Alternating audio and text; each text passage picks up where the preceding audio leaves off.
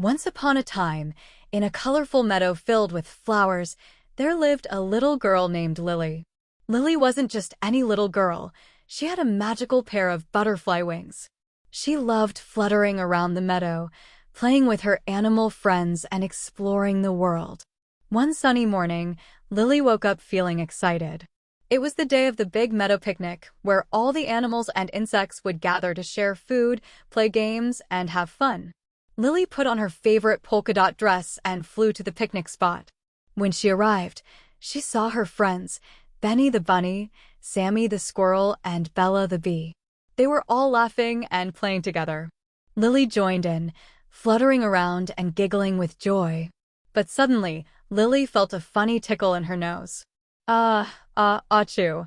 She sneezed loudly, and a tiny puff of sparkly butterfly dust flew into the air. Everyone stopped and looked at her. "Oh," said Benny the bunny, covering his nose with his paws. "Lily, you didn't cover your sneeze." Lily's cheeks turned pink. "I'm sorry," she said. "I forgot." Bella the bee buzzed over and said, "It's okay, Lily. But when we sneeze or cough, we should always cover our mouths. That way, we keep our friends safe and healthy." Sammy the squirrel nodded. "Yeah, you can use your elbow, like this." He showed Lily how to bend his arm and sneeze into his elbow. Lily practiced a few times.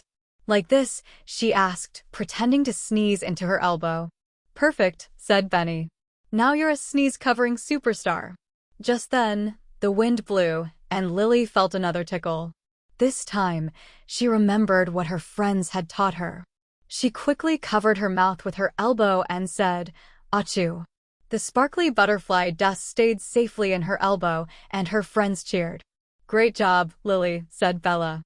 "Now let's go enjoy the picnic." Lily and her friends spent the rest of the day playing games, eating delicious treats, and laughing together.